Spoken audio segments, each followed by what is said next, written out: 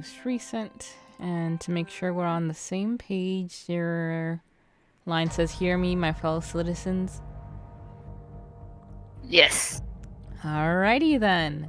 Hello, everyone. Welcome back to 4 Pixels. Coco and Kime are here, and we are continuing the house in FataMor, a Requiem for Innocence. Yeah. Currently, Moon is stuck outside battling a phantom train, but hopefully they'll be back with us in maybe like 30 minutes or so. But for now, it'll just be the two of us. Just me and you, Coco, like in the old time. Like in the old times. Man, I keep thinking how I can't wait till we start on Chrono Trigger, because it'll be so nice to be, doing something just with you. Cause it's been so long. It's been so long. Yes. It's been so long, Coco.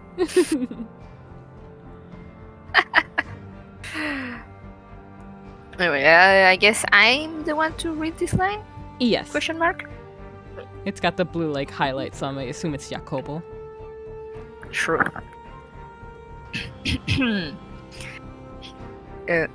Hear me, my fellow citizens, who live in suffering at the hands of your supposed lord. Oh yeah, Jacopo. Within me flows the blood of the previous lord. I am the rightful heir. Behold the Barnier's golden ring. Proof that I am of noble birth. Victims of this terrible tyrant, the time has come to start anew. And I shall be the one to lead you down that path. The poor, the hungry, the deprived, all of you, stand with me.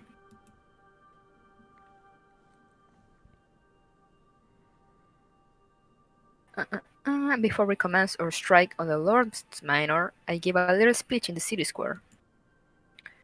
Not because we actually needed them to take up arms and fight with us, but because we needed to make a public proclamation of our position before overthrowing the Lord.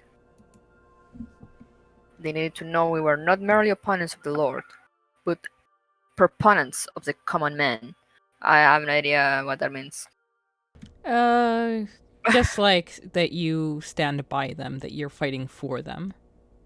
Ah, I see. That we had a legitimate cause and a legitimate claim to power. If we were to leave them in the dark, it would only sow confusion and unrest when word of the Lord's death came out. They had to see us as their liberators, not a greater evil swooping in to squash a lesser one. The Lord had been squeezing everything he could out of them for years, sucking them dry, so I didn't expect anyone to actually have the willpower to join us. The important thing was that they knew who I was. But I had underestimated them. A slow trickle of people stood to join us, and by the time we were at the city's edge, we had accumulated dozens of additional men, transforming our little uprising into something of a much greater scale. The people had been waiting, day in and day out, for someone to take up their banner and lead the way. It didn't matter that the one holding the banner did so under false pretenses.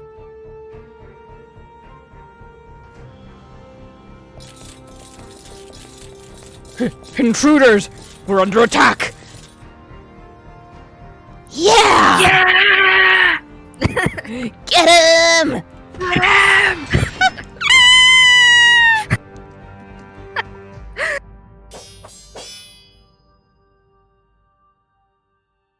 With the added support, our forces rendered the Manor's defenses practically useless. Townsfolk flooded the property, overwhelming even fully armored soldiers.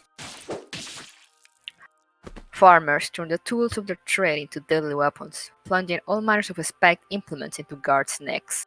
Nice. It didn't take long for the pungent stench of blood to fill the air. Panicked servants scrambled away from the chaos as quickly as they could manage. And I made my way through the corridors to the great hall, where the Lord presumably waited, crouching at my side.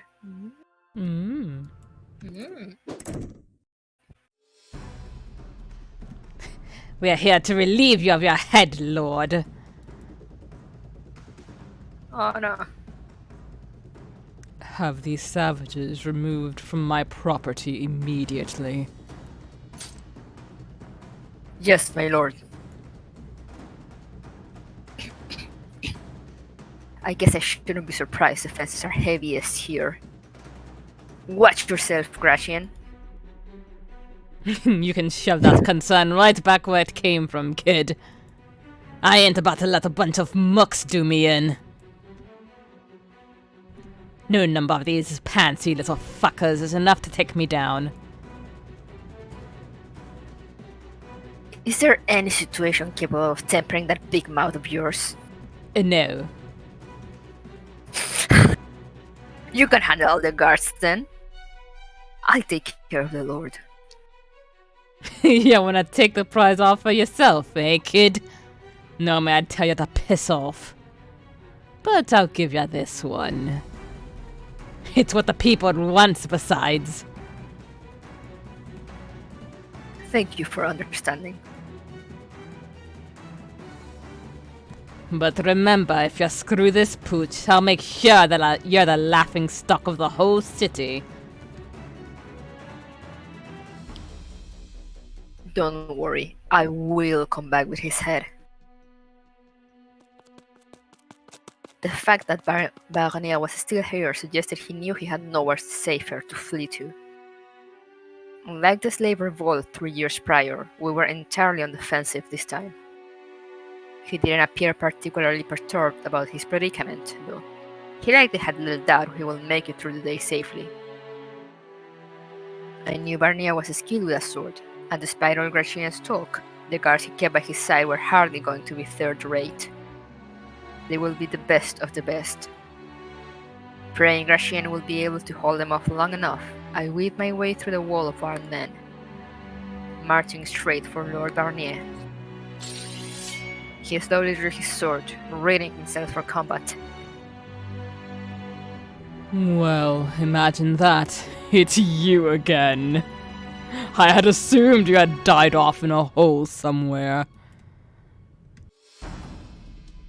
Hate to disappoint you, but staying alive is one of my few talents. It's like the meme of like my greatest enemy just sent me this picture. I lived. How fitting for a filthy maggot. Well, I hope you're ready to be devoured by that very maggot. Ooh, Oh, I love that. yeah. It would seem your tongue has gotten rather sharp since we last met. Though I needn't remind you how this played out 3 years ago, do I? Your blade will never get anywhere near my head.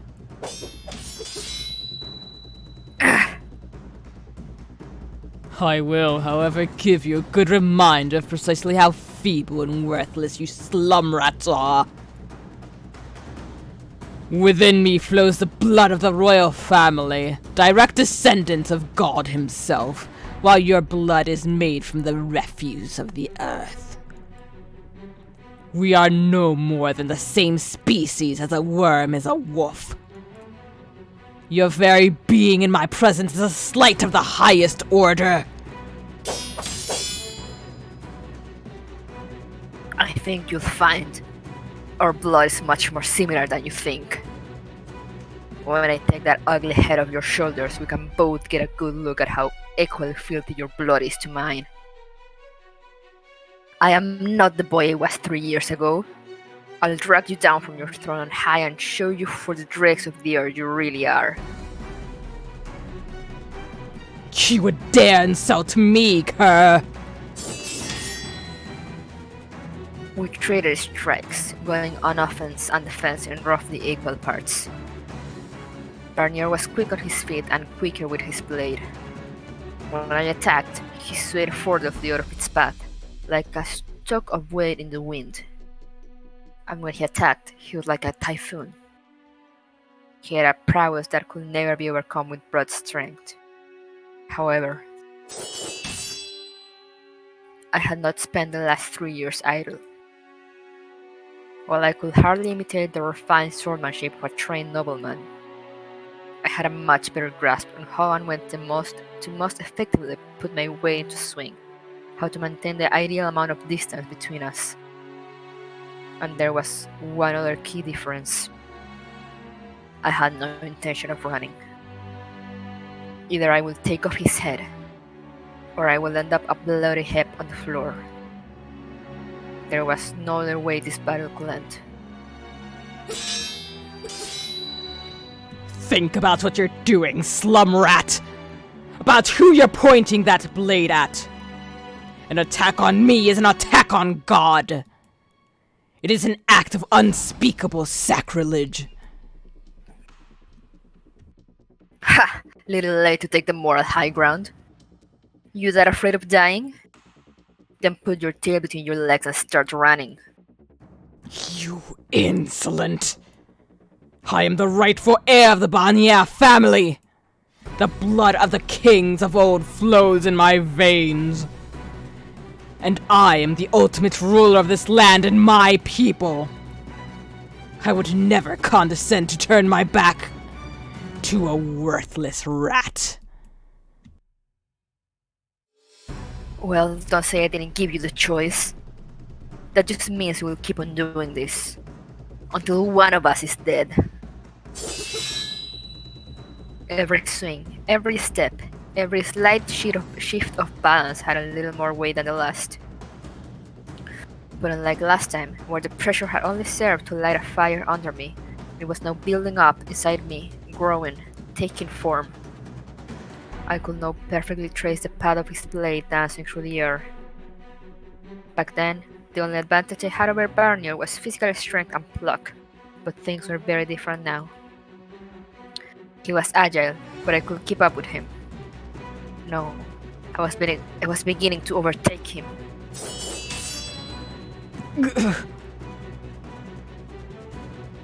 Allow me to borrow your words if you would. Perhaps you should save the snide yapping for when you have the skill to back it up. Don't get cocky, you insignificant rat! You treacherous cur!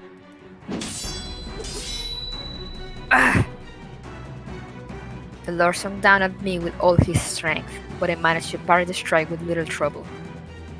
In that moment, I had undeniable power. Power. That's right. I wasn't powerless. And I could never let myself be powerless again. Ever. And if I couldn't manage that, then I deserved to rot here as a weak, worthless man I was. I had the chance, here and now, to take out not only the Lord, but the me of old as well, the helpless, impotent boy who couldn't even protect the ones he loved. That's exactly what I'll do. I'll show you that I'm not who I used to be. That I'm not that sniveling little boy from 3 years ago.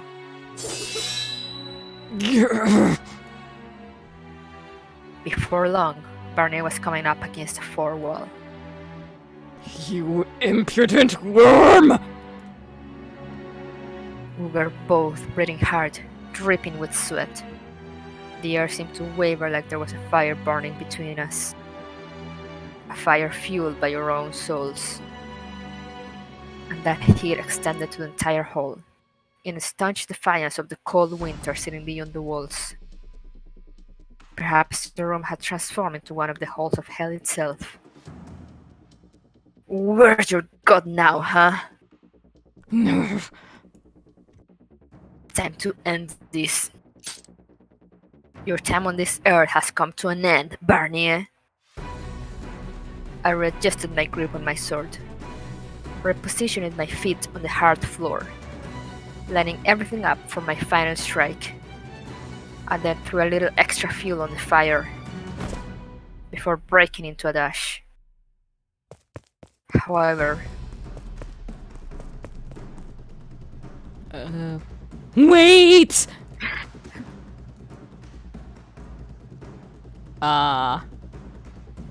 What? The last person I expected to see stood there between me and the Lord. bringing me to an emergency stop just moments before I would have taken off his head. Jiren? But because I had been running at full speed, I staggered, almost tripping before catching my balance. She reached out, placing her hands on my shoulder, pleading at me with eyes the color of early spring leaves. I could see myself, aghast, reflected in those eyes. I shouldn't have stopped. I shouldn't have hesitated for any reason. I should have knocked Jiren to the side and taken off Barnier's head. But a torrent of questions rained down on me, entangling me from head to toe like a spider's web. Yeah, me too. Yeah, I mean, I was worried about her, but Why? How? What was Jiren doing here? Why did she ask me to stop? Why was she standing between me and Barnier? No. The answer hit me like a bolt of lightning. Only 4 people had survived the raid on the brothel. But we had prepared a safe room underground in case of emergency, and the stairs down were hidden beneath the floorboards. Yet Maria had said they were found quickly and most of the girls taken captive. You didn't. The attack had been well organized and large scale. Could the aroma of the herbs, which was strong enough to be smelled outside, have been some kind of signal? How could you? How could you betray us? What came out of my mouth was not words, though, but a pained, visceral wail.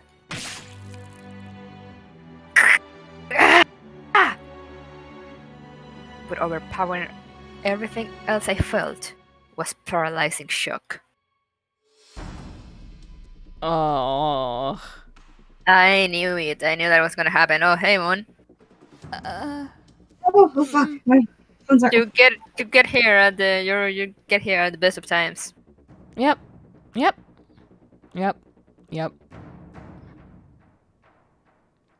Can you screen share with them, Kime, so we don't have to wait for them to be able to okay. catch up? Be prepared for what you're about to say, Moon. It's going to be very upsetting. Yes, we're going to be very Oh, upset. God. I just saw a stream. Oh my! Oh yeah, can you see? So Can you see my? so Can you Coco's see my metal thing? voice is gonna. I'm waiting for it to load. I'm hoping it'll load. Okay, let me Oh, know. come on. If not, I need to. Let me need to- DC from the live stream really quick again. I think Stop watching. I think you might have to do full screen, like an application window. But yeah, I'm just trying to find out how. Hello, Discord. Discord hello? says no. well, let's continue for now until we get up to a better stopping point. Yeah. Okay. I mean, I can fast forward as much as I can on my file. You do that while Kimi and I continue. Have fun. Dying. The blade sticking out of Jaren's chest pierced my breast. Our blood flowed down opposite ends of the silver edge, melting into a single stream. I had completely lost any sense of what was happening. This is what was happening, left only with crushing bewilderment.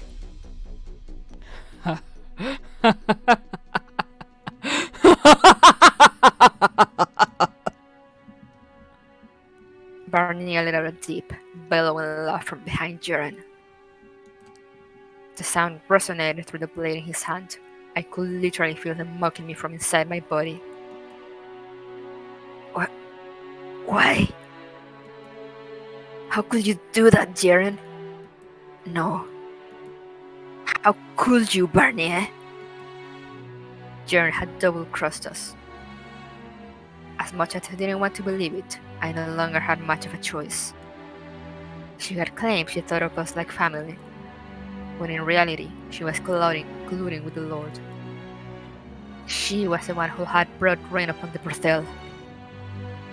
I couldn't reconcile what I saw with what I thought I knew. I couldn't forgive that kind of betrayal, and I couldn't even begin to comprehend Barnier's actions. How can you hide behind her when she stood up for you? How can you so readily cast her aside? She saved your life. How could you do this to her?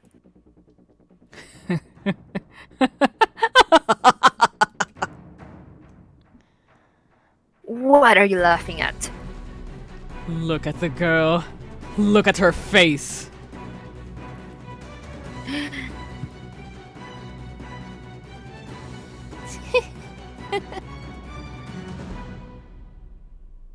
What? Why was Jaren? How could she possibly smile about any of this? What? What was going through her mind? Had she gone mad? I'd never seen her like... Wait. Yes, I had. I knew that smile. All too well. When the realization struck, an almost painful chill crawled up my spine. Jaren was always smiling. She could break the ice with anyone in no time. She brought laughter wherever she went. She was endlessly cheerful and sincere to a fault. Flashes of our time together rushed through my mind. She was... Presumably you're thinking the girl's gone mad, but that isn't quite right. No. She's been mad all along. What? Could anyone in the right mind keep smiling after seeing their parents murdered and being sold off? Could anyone in their right mind genuinely believe they don't have a sorrow in the world? Could anyone in their right mind be smiling with a sword sticking out of their chest? I can't. The girl's immalleable mirth is but a different shade of madness. If she weren't mad, she wouldn't be smiling. Jaren lacks the capacity to comprehend negative emotions. That can't be. She's compassionate, empathetic. There's no way she doesn't understand those emotions. It's called good old-fashioned hard work. She pretends to show compassion, despite the fact that others' pain is incomprehensible to her. No, I refuse. You can't tell me there haven't been moments where you've seen the seams in her act. In one of our conversations, I had asked Jaren, have you never felt like you got the short end of the stick? To which he had responded, I don't even know what the stick looks like, never mind which end is the short one. While I had assumed she'd either moved on her threshold for happiness was on the low side, the scale she waited on was outright broken. To tell you the truth, I'm rather fond of the girl. After all, I am a madman myself.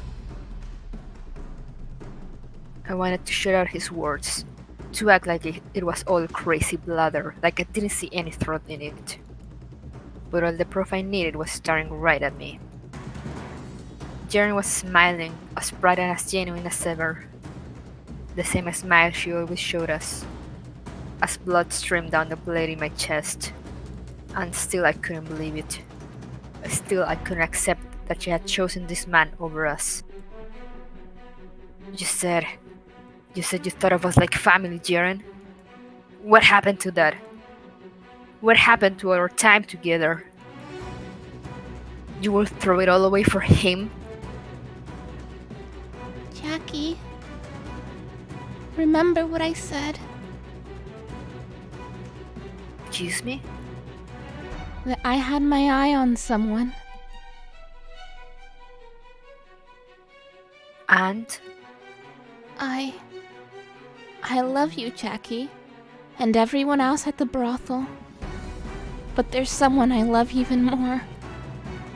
You know, I'm not the cleverest girl. I can only see what's right in front of me.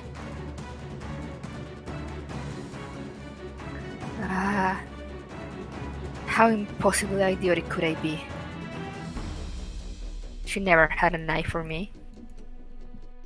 Her heart had always belonged to Barnier. I was being presumptuous when I assumed she was talking about me at the festival. Why him, though? Why this man of all people? I but fell to my knees, but I managed to hold my balance long enough to stagger back. When the tip of Barnier's blade slipped from my chest, the blood it had been holding it in seemed to rush out all at once. And with it went everything I was feeling.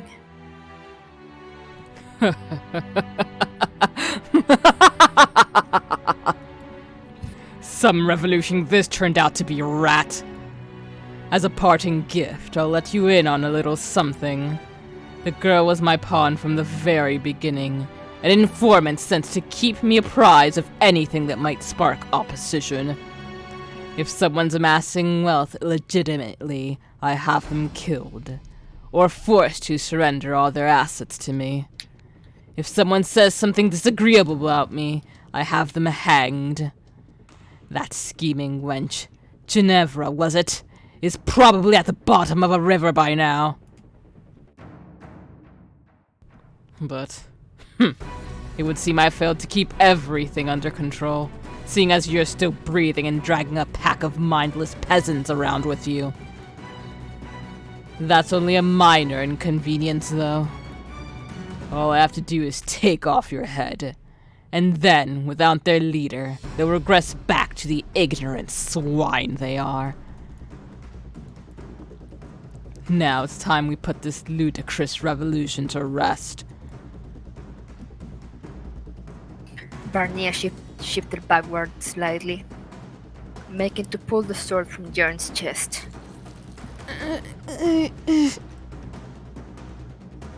She moaned, the sound a mixture of agony and ecstasy.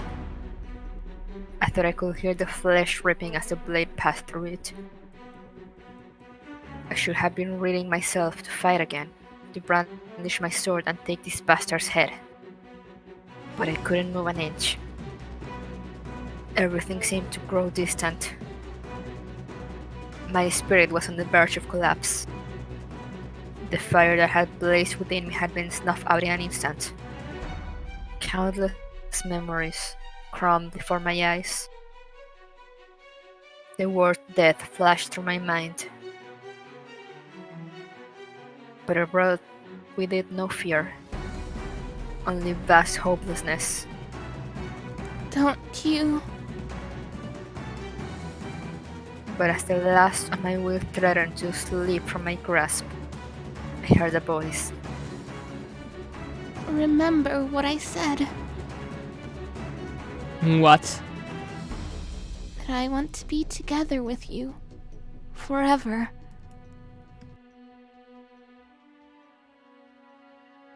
Huh? What do you think you're doing? Let go of the sword, Jaren! Lucidity came rushing back to me. And a split second later, I understood what she meant, what she wanted. I didn't give myself a chance to consider where that road might lead. If I wanted to walk down it, if I would come to regret the decision, or if it was the right thing to do. There was no time to think, only act. Couldn't let this opportunity go. So I shut everything out. My mind, my looming conscience, my sense of right and wrong, my heart. I shoved aside every possible distraction. rekindle the near-extinguished fire of my rage. Let out a visceral howl. Screaming. I'm strong. Damn! Yeah, damn.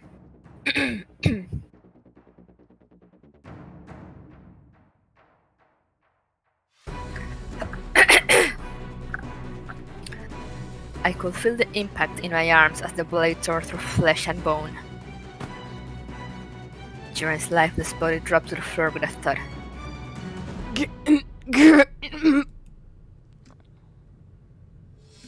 And the tip of my blade ripped a gash in Barnier's throat.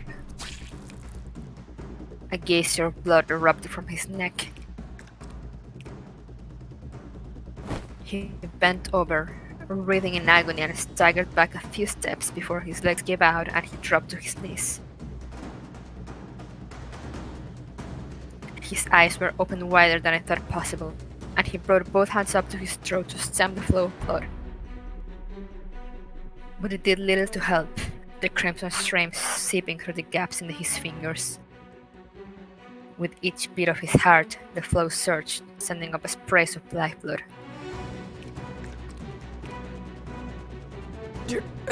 Impossible.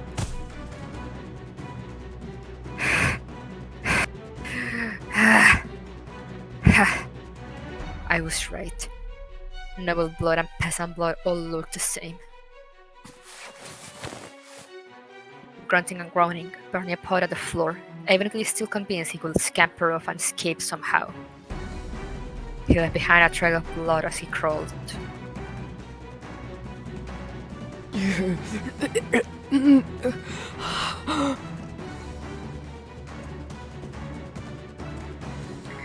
It was, by all rights, over. However, there was still one last thing to take care of. I marched over to the Lord and placed my foot on his back, slamming him down into the ground.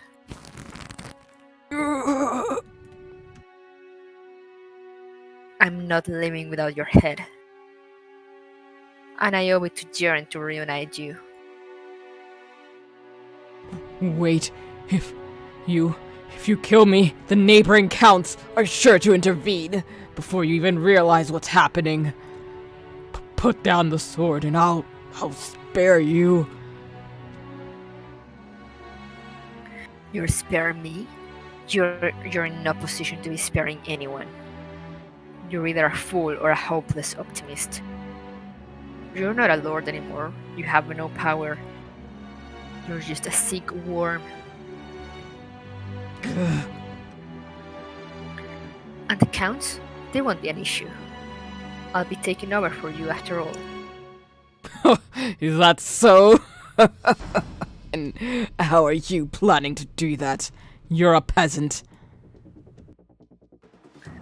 You never entrusted me with a ring that bears the Barnier family crest. I'll use that to make myself out to be the successor to the royal family. And what will you do once you've faked your nobility? You have no experience, not the faintest idea how to be a lord. I'm sure I'll govern better than you ever did.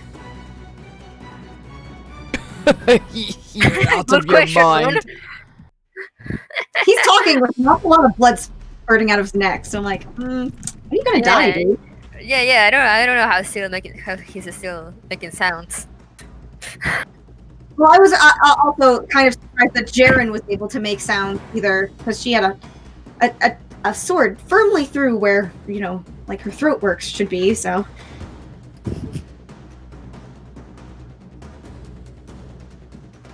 A peasant like you couldn't govern an empty plot of land. Not that being a noble makes one any more qualified, as you more than clearly demonstrated. Fucking wrecked, though. I'll take your seat, and then I'll take the word. Ludicrous. Think very hard about this, boy. Killing me will be a mistake you can never fix. Put down the sword. I'm like, you're gonna die anyway, dude. Yeah. That hole in your neck, kind of gaping. Does death frighten you so much you will deign to beg for your life, Lord? Like I said before we began, though, the only way this ends is with one of us dead. I pressed my sword against Barnier's nape, then leaned into it hard. The blade sank into his flesh, the gash spreading like computer a cracking glass. Oh no. So Come on, stop dying.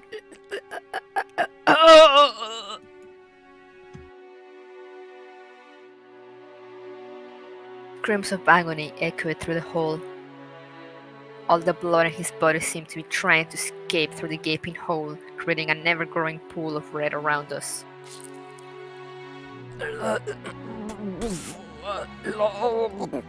You will be driven to madness. Excuse me? By the time you've figured out what it means to be a lord, you won't be the kind-hearted friend of the people anymore. How are you still talking, dude? Yeah, like seriously. Your spine got severed. This is so much. Living this life, having no one you can trust, it'll eat away at you and then you'll boo-hoo-hoo. Literally, like, it's like, dude, you literally ate people. Jacopo, even if he's shitty, is going to still be leagues ahead of you. Yep. Yeah. Enough. I'll be your own executioner. How are you screaming, man? You gotta cut deeper. Enough.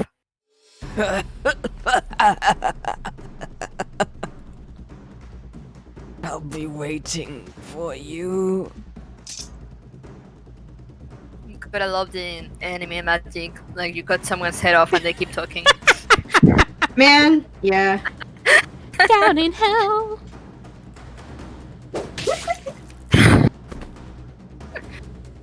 Oh, that's pleasant. Nice. Alright, Nice hold on. visual. I'm so glad I was. Oh, hey, that's a lovely head. I'll put that on my mantle. That's a lovely head you got there. Would be a shame if something happened to it. Here. Every guard and every rebel. I have here the Lord's head, taken by my own hands. You have no reason to fight any longer. Put down your arms, all of you, and cease this meaningless battle. Our revolution has come to pass. Yay! Finally, something good happened.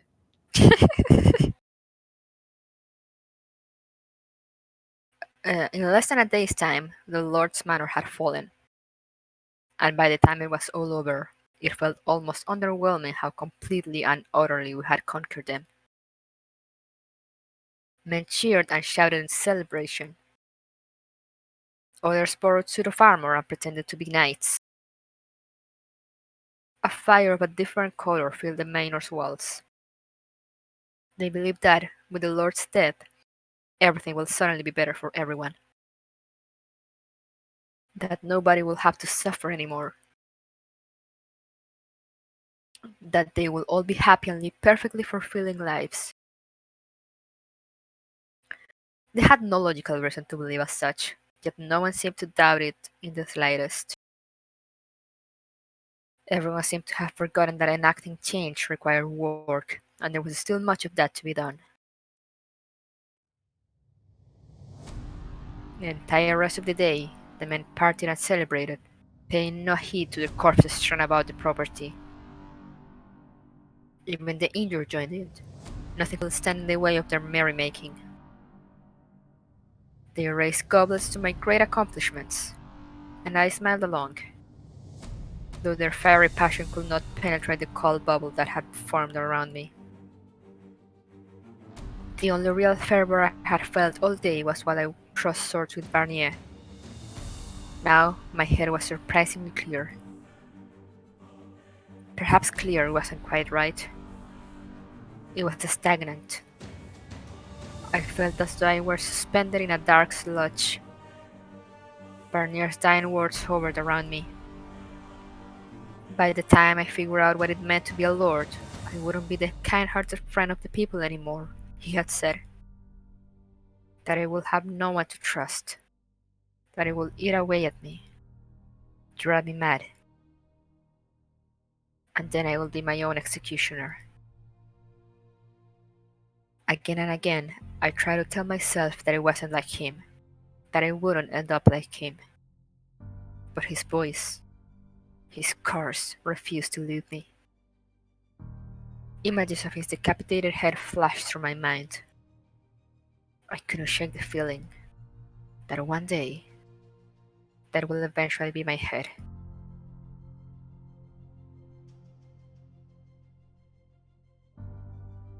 Oh, look at the blood. Well, there you are, kid. Been wondering where you ran off to. Oh, Gretchen. How goes it? That sure ain't the face of a man who just pulled off a goddamned revolution. Your wound hurtin'. I've got something that can make the pain go away if you want some. No, Gratian's face looks so soft. Mm-hmm. All of a sudden. Ah, here we go. Here she is. Take one of these leaves and grind it up at the back of your mouth. You should start tingling right at the back of your head in no time, and then all the pain's gone, like it was never there. It's some pretty great shit. If you don't mind getting a little loopy for a bit, anyway. But after all that, it ain't like you're gonna need to think straight for a while, so what'd ya say? Take a few? I think I'll pass. It does hurt, but I can handle it. Then why the long face? You're a hero now. People are gonna be looking up to ya. And that ain't a great look. What's with the big rock? I don't remember seeing this here before. Please don't touch it. It's Jaren's gravestone. Ah, so that's what's got you down in the dumps, huh? I mean, I get it. I sure as hell didn't see that one coming either. Talk about a shocker. Sweet little thing like her in bed with the Lord. Women can be fucking scary creatures at times. I don't even want to think about what kind of shit she was scheming while she got all chummy with us. There was no mask, no facade, no scheming. She was always just being herself. You out of your mind, kid. She played us for months, not the tiniest hint. If that ain't a facade, I don't know what is. She never believed herself to be lying to us. Assuming Jaren genuinely didn't grasp the concept of sadness or fear, that she was incapable of experiencing negative emotions, then it does kind of add up. She loved the Lord, while also enjoying her time with us. To her, they weren't mutually exclusive. To her, feeling both was not wrong. Well, it looks like you're a lot better at arithmetic than me, 'cause that don't come close to adding up in my head. Or maybe you just don't want to accept it was all a big fat lie. Perhaps. I'm not Jaren, and I don't know what she had with the Lord, so all I can do is speculate. And perhaps I do merely want to believe that she was part of the family. Gretchen, Could I ask you to keep this from Marie and the other girls? Yeah, sure. Regardless of what Jaren's actual feelings were, I don't see any reason to sully their memory of her. Fair enough, I guess. Not like the dead can make their own case, so the least we can do for the ones they left behind is not taint their memory. Unless someone knows how to bring them back, that is. Indeed. You sure everything's good, kid? What are you so concerned about? I mean, this is yours now. When we leave, you'll be staying here. And I just want to make sure you're really up for it. If you want, I could take your place. Pardon? If you think being in charge will be too much to handle, I'll gladly take it off your shoulders. Hell, we both know I'm more of a fighter than you. I could have taken Barney out without getting so much as a scratch on me. What do you say? I'll do it. Don't be stupid. The whole city will be savages by year's end if you weren't in charge. Hey, just offering you a way out, kid. It's my burden to bear, and I have no intention of passing it off. I'll have myself back in order by tomorrow. Well, if you say so. But don't forget, you're in this for the long haul. Don't worry, I can handle it. So do you have any specific plans moving forward? The woman you were conspiring with, Ginevra, was it? They offed her, didn't they? She was hardly the only noble hoping to see Barnier overthrown. I'll have to start by building up a solid foundation of supporters among the nobility. Do we really need a dick squad on our side, though? Why don't we just cut ourselves off from all the crap and start our own country? A place just for us, and no royalty or nobility to rob us blind. Just our city. That would be ideal, but unfortunately, it isn't quite so simple. We can't just overthrow the Lord, take over the city, and build a big wall around the borders. Without a clear, legitimate transfer of power, the neighboring counts will undoubtedly intervene. So we fight back. What's the problem? Our little band of peasants was only able to take down the Lord because we had the element of surprise. But what happens when a trained, organized army marches on our borders? You don't need me to answer that for you. This world's kind of a massive bitch, huh? But it's a hell of a lot better than having old Barnier in power, I guess. You'll change things for the better, though, won't ya? You have my word. Great. So, Jacopo. I know we'll be parting ways here soon and all, but I want you to know I'll never forget this day. We crashed the gates of hell together and made the devil our bitch. It don't matter how far apart we are, nothing will change what we've been through. So let's make this city into the best goddamn city around. You from the top, me from the bottom. Eh?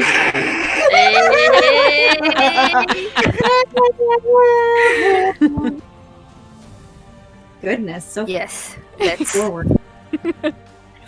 He knows what he wants. He's a power bottom. Mm-hmm. It's a great comfort to know I have you down there.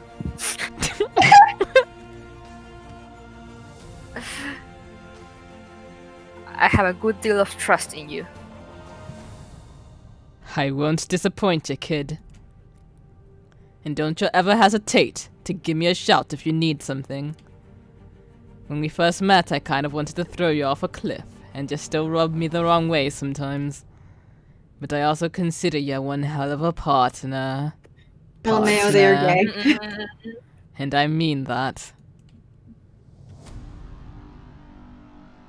We risked our lives for each other. Brothers in arms. Partners. Husband and husband. I thank you. Is it just me or does Jacopo look fucking scared? A little bit, yeah. I too consider you a good comrade. You and the rest of the gang. Yeah, I was beginning to think you'd never come out and say it. Now remember, kid, don't you let us down with this, or you'll be hearing from us, capiche? I know you can do it. I won't let you down. I will let you down immediately. Proceeds to let you down. Yes. It'll go fine. I have allies. Friends I can count on. With their help, I can change things for the better. I can believe in myself. I can do this. I have no reason to think otherwise. This fluttering in my stomach is nothing to be concerned about. When that fated night came to an end, the vast, bright blue sky of morning greeted me. I look up at that sky, standing in a manner that still reeked of blood. And Morgana filled my thoughts. If she were here now, what would she say to me? Haha, dumb bitch. Congratulations? It was unlikely I let out a little laugh. She will undoubtedly criticize me for seizing power through such violent means.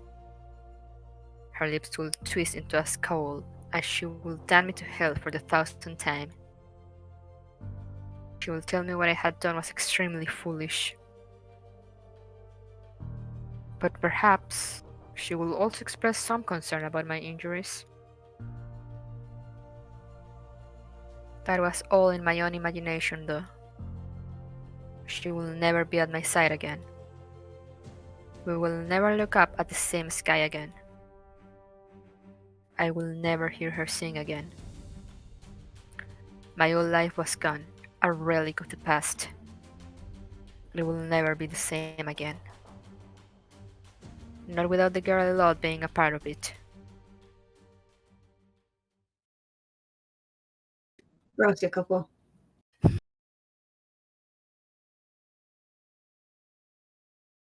Ooh, Interlude?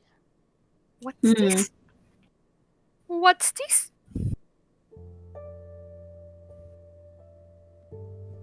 Recollections of an Outlaw. Uh-oh. You're in the mood for something juicy, you say? Hate to break it to you, chum, but I ain't made of dough. I'd like a nice slab of meat as much as the next bloke, but I'm barely making do as is. We all are, in case you hadn't noticed. What? You're not hungry? You just want a juicy story to go with your drink. Why didn't you just say that to begin with? Give me a sec.